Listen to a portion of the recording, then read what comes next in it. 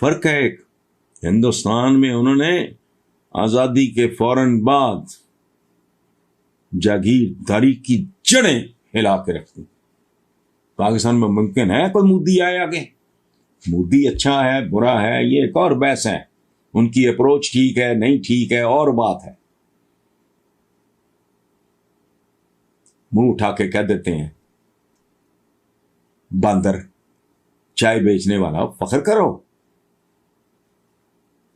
वहां मिथ नहीं टूट गई? इंदिरा गांधी, नेहरू फैमिली, जवाहरलाल नेहरू, मोतीलाल नेहरू, इंदिरा गांधी, राजीव गांधी, फलाना, उन्होंने नुकरे लगा दिए कि बस जरा रेस्ट करो, क्या चिंबड़े हुए हो। कौन था मोदी? वो आया गुजरात आया, आप उसको कहो कसाब कहो कातिल कहो जो मर्जी कहो, वो इंडिया का प्राइम मिनिस्टर है, कोई वारदातिया नहीं है कि इंडियंस जो हैं, जो हिंदुस्तानी मूल के लोग जो वहां पे अमेरिका में रहते हैं, they are only 1% of America. Actually slightly less than 1% है, लेकिन आप मान सकते हैं राउंड ऑफ करके कि 1% ऑफ द अमेरिकन पॉपुलेशन है, 1% वो भारतीय है। लेकिन 6% टैक्स वो लोग देते हैं, यानी कि 6 गुना ज्यादा किसी और से। अगर आप एवरेज ले लें अमेरिकन की, 6 गुना ज्यादा टैक्स देते हैं। ये कहता है they are among the top producers and they do not cause problems, they follow the laws. देखिए ना, ये मैं कई बार कह चुका हूं, ये जो हमारे एनआरआईज हैं जो अमेरिका में रहते हैं, जो ऑस्ट्रेलिया में रहते हैं, कनाडा में रहते हैं, यूरोप, पूरे यूरोप में, कहीं भी दुनिया में, उनकी बहुत अच्छी रेपुटेशन है। और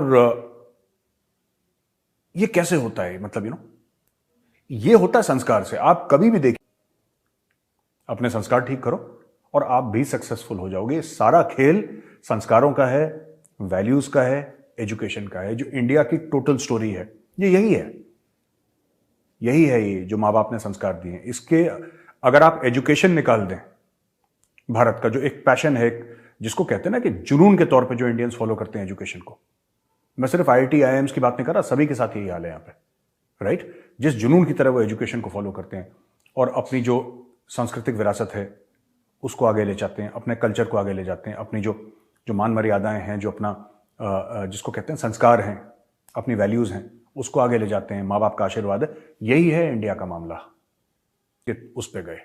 ज्यादातर की बात कर रहा हूं मैं, सबकी बात नहीं कर रहा। ज्यादातर जो इंडियंस हैं वो एजुकेशन के अपने दम पे, अपने बलबूते पे गए, अपने क्वालिफिकेशन के, अपने प्रोफेशनल एक्सीलेंस के बल पे। इसलिए वो कह रहा है कि हैं वो सिर्फ 1% है, लेकिन पूरे देश का 6% वो टैक्स देते हैं।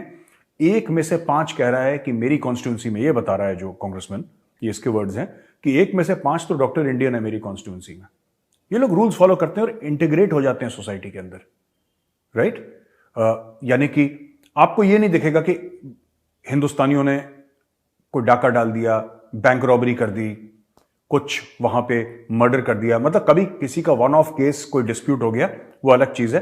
बट जो ओवरऑल इंप्रेशन है इंडियंस का कि these people follow the law, self respecting लोग हैं, अपनी इज्जत करते हैं, दूसरों की इज्जत करते हैं, दे फॉलो द लॉ, इंटीग्रेट हो जाते हैं। कई कम्युनिटीज इंटीग्रेट नहीं कर पाती। अब हिंदुस्तानी है वहां पे, उसके हिंदुस्तानी भी दोस्त होंगे, उसके गोरे भी दोस्त होंगे वहां पे, लेकिन कई लोग हैं जो नहीं कर पाते हैं। और अक्सर पाकिस्तान में बड़ा डिस्कशन होता है कि देखिए भारत के जो एनआरआईज हैं ये इतना क्यों सक्सेसफुल हो गए और हमारे एनआरआईज इतने सक्सेसफुल क्यों नहीं हो पाए। उसका यही कारण है, आपने बचपन में सुना होगा, और ये मैं जो पाकिस्तानी डायस्पोरा है मैं उसको भी बोल रहा हूं, और जो पाकिस्तानीज हैं जो अक्सर मुझसे भी ये सवाल पूछते हैं कि यार मेजर साहब ये चक्कर क्या है कि इंडियंस इतने सक्सेसफुल वहां पे। ये पढ़ाई लिखाई से लेना देना है इसका डायरेक्टली। मिडिल क्लास वैल्यूज हैं जो इनके माँ बाप ने दी हैं, जो बाहर गए हैं, मिडिल क्लास वैल्यूज और पढ़ाई लिखाई, एक फोकस है एजुकेशन पे। जो हमारा कल्चर है वो माँ बाप वही वैल्यूज देते हैं जो कल्चर है, मतलब जो हमारा इंडियन कल्चर है वो फॉलो करते हैं। वो तो उसमें तो है ही, वासुधैव कुटुंबकम, the world is a family, मानते हैं लोग, कई लोग मानते हैं, तो जाते हैं, then they behave like that, क्योंकि बचपन से यही सिखाया गया है कि कोई बड़ा नहीं है, कोई छोटा नहीं है, हम सब बराबर हैं, सबसे मिलजुल के रहना है, लड़ाई झगड़ा नहीं करना। कि नरेंद्र मोदी पाकिस्तान आना चाहते थे, इमरान खान नहीं मानते। इंडिया की क्रिकेट टीम पाकिस्तान आना चाहती है, इमरान खान नहीं मानते। इंडिया से कॉटन एंड शुगर इंपोर्ट करनी है, इमरान खान नहीं मानते। तो इमरान खान का क्या एजेंडा है तारड़ साहब? ये डोमेस्टिकली चीजें पोलराइज कर दी हैं, रीजन में जो है वो तालिबान के वो जिन्हों कहते ने गोडियां 'ਚ ਬਹਿ ਜਾਂਦੇ ਨੇ, ਉਹਨਾਂ ਦੇ ਪੈਰਾਂ 'ਚ ਪੈਂਦੇ ਨੇ, इंडिया ਨੂੰ ਅੱਖਾਂ ਵਿਖਾਉਂਦੇ ਨੇ और मुस्लिम वर्ल्ड को जाके कहते थे कि जनाब मैंने मलेशिया और उधर जाना है। ये किस तरह की सियासत इमरान खान साहब कर रहे हैं? जरा ये इंडिया को जिसे कहते हैं ना आंखें दिखाते हैं और अफगानिस्तान तालिबान को कहते हैं इनको हाथ ना लगाना वरना ये दहशतगर्दी तुम्हारे मुल्क में आ जाएगी। और कल जो उन्होंने तारड़ साहब नई बात कर दी है, उन्होंने कहा ये 40-45 हजार हम दहशतगर्द ना वहां से लाते तो ये लाने तो हमारी मजबूरी थी। और उन्होंने कहा मालाकंड के लोगों ने हमें कहा क्यों लेके आ रहे हो, लेकिन हम क्या करते, हमारी मजबूरी थी, कोई मुल्क दखता नहीं है। तारड़ साहब हम अगर अफगानिस्तान के 50-60-70 लाख बंदा पाकिस्तान में रख सकते हैं, वो हमारे 45 हजार दहशतगर्द नहीं रख सकते। ये खास अब किन गल्ला करते हैं साहब? मैं बिल्कुल यही कहने लगा था कि वो इंडिया के साथ रवैया उनका ये है और साथ टीटीपी के साथ देखिए उनका रवैया क्या था। हैरान हो गए कल से वो जो उन्होंने स्टेटमेंट छोड़ी है, the whole world is watching it, whole world is listening. वो जो बार बार खान साहब खुद भी कई दफा कहते हैं, मुझे कहते हैं तालिबान खान, कल इन्होंने उसके ऊपर स्टैंप लगा दी स्टैंप। और दूसरा आपने देखा होगा, चले वो तो अलग की बात है, टीटीपी के खिलाफ कभी खान साहब ने कोई स्टेटमेंट नहीं कभी आज तक छोड़ी, उन्होंने कुछ नहीं कहा। और मैं हैरान था, मैंने वो बिल्कुल पढ़ा है आर्टिकल कि how a biggest opportunity of the century was missed, कि मोदी साहब ने आना था, उन्होंने वो बलूचिस्तान के लसबेला के अंदर वहां मंदिर पे जाना था, उन्होंने वहां पे 10 दिन रहना था, फिर आके उन्होंने जो पाकिस्तान के साथ रिलेशनशिप और ट्रेड शुरू करना था। ये इस वक्त जरूरत है इस वक्त भारत के साथ, लेकिन how a biggest opportunity was missed, big opportunity of the year of the century matter. लेकिन ये कि आज भी मैं बताना चाहूंगा चीमा साहब, आप you won't be able to survive in the future जब तक आप अपने पड़ोसियों के साथ रिलेशनशिप ठीक नहीं करेंगे। उसमें सिर्फ भारत नहीं है, उसके अंदर ईरान भी मौजूद है, अफगानिस्तान भी मौजूद है, और चाइना जो कि आपने जख्मी करके छोड़ दिया है, जिनका आपने $26 बिलियन खा लिया है, वो जख्मी है, परेशान है। वो भी कौन सा मुल्क खुश होगा जिसके $26 बिलियन के आपने पिज्जे खा लिए? खुश हो गए वो? तो वो दर हकीकत आपको ये सारा कुछ ठीक करना पड़ेगा, आपको पता है सारा। हेलो दोस्तों, स्वागत है आपका इंडिया पाकिस्तान न्यूज़ चैनल में। तो दोस्तों, जैसे कि आपने वीडियो में देखा, वीडियो में बताया गया है कि जैसे कि आपने सुना, मेजर गौरव आर्या ने बताया कि जो भारतीय विदेशों में रहते हैं वो किस तरह अपने देश का नाम रोशन करते हैं और वहाँ के जो रहने वाले लोग हैं इन इंडियन से कितने खुश रहते हैं।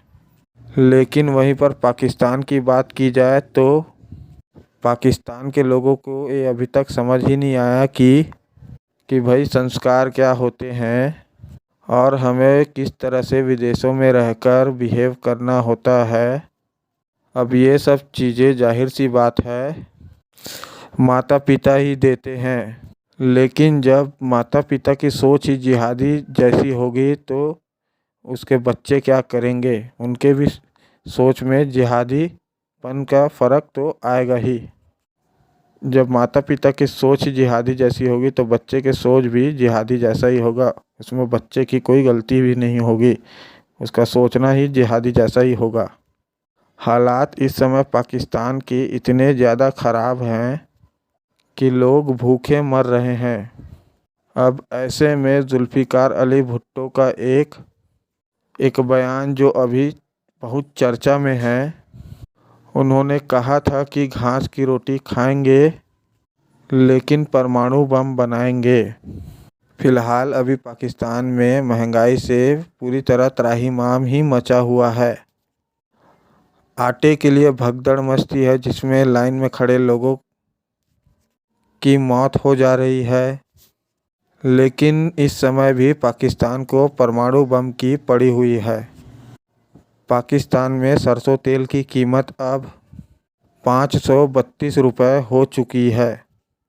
पहले इसका दाम 374 रुपये प्रति लीटर था, अब उसकी कीमत 532 रुपये पहुँच चुकी है। वहीं पर अब दूध की कीमत देखा जाए 150 रुपये प्रति लीटर दूध की कीमत हो चुकी है। दोस्तों वहीं पर प्याज के भाव 220 रुपये। वहीं पर आटे की बात की जाए तो आटे की कीमत 200 रुपये प्रति किलो मिल रहा है। तो दोस्तों अगर आपको ऐसी वीडियो देखना पसंद है तो हमारे चैनल को सब्सक्राइब करके हमें सपोर्ट करें तथा वीडियो को लाइक करना ना भूलें। धन्यवाद। जय हिंद, जय भारत।